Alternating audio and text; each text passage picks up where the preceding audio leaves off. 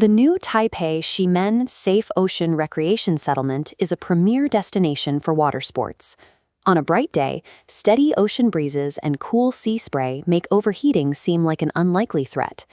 However, the Taiwan Drowning Prevention Association warns that the coastal microclimate is a deceptive hazard. In this environment, the air itself can be more dangerous than the ocean currents. This illustrates the physics of high coastal humidity. In dry air, sweat evaporates and carries heat away, but when the air is already saturated with moisture, that sweat simply clings to the skin. When evaporation fails, the body loses its primary cooling mechanism. Internal temperatures begin to climb rapidly, even as you continue to lose fluids through ineffective sweating. To perform safely in these conditions, athletes must move beyond basic intuition and take proactive, calculated control over their internal cooling. Managing heat starts by recognizing a biological lack. The sensation of thirst is a delayed indicator. By the time you feel the need to drink, your body is already experiencing mild dehydration. Scientific hydration requires preloading. Consume 300 to 500 milliliters of water 1 to 2 hours before activity. Once on the water, maintenance is mechanical. Intake another 150 to 250 milliliters every 15 to 20 minutes. For those sweating heavily over an hour, replacing lost volume with plain water alone triggers a secondary medical crisis. This process leads to hyponatremia, or water intoxication. When a massive volume of plain water enters the system, it dilutes the sodium in your bloodstream. To prevent this, electrolyte supplementation is a strict biological requirement during long sessions. In high heat environments, drinking the wrong type of fluid can be just as hazardous as drinking nothing at all. Sunburn is often dismissed as a surface-level injury, but it actually causes a systemic failure. Damaged skin loses its functional ability to regulate temperature and produce sweat.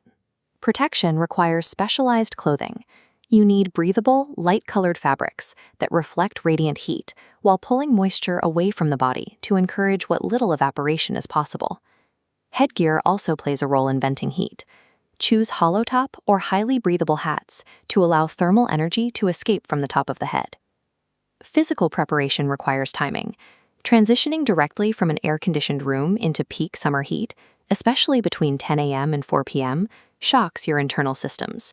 The human body requires 7 to 14 days of heat acclimatization to adapt. Athletes should start with low-intensity, short-duration sessions, gradually increasing their exposure as their biology adjusts. Effective heat defense is a continuous process that begins with conditioning days before you reach the beach. The ocean environment is deceptive. Constant contact with water washes away visual evidence of sweat, making it difficult to gauge how hard your body works. Watch for early warning signs: extreme thirst, dizziness, muscle cramps, or nausea. Any of these symptoms require an immediate end to the activity. A key indicator of heat exhaustion is tactile. The skin may be sweating heavily, yet feels strangely cold and clammy to the touch. If you progress into heat stroke, the situation becomes a critical emergency. This stage is defined by mental confusion and requires an immediate 119 call. Notice the shift in this illustration. During heat stroke, the body has stopped sweating entirely.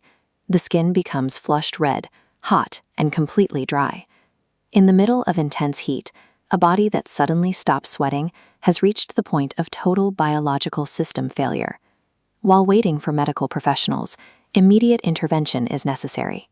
Move the victim to a shaded area and loosen any clothing that might restrict heat loss. To lower core temperature quickly, apply ice packs to these specific arterial choke points: the neck, the armpits, and the groin. These areas allow for the most efficient cooling of the bloodstream. Firm, authoritative tone. Only administer fluids if the victim is fully conscious. Giving water to someone who is confused or semi-conscious risks fatal asphyxiation. True coastal safety, as championed by the Taiwan Drowning Prevention Association, requires mastery of both the ocean currents and the invisible microclimate. Respecting these physiological rules ensures the Shimen experience stays focused on the water.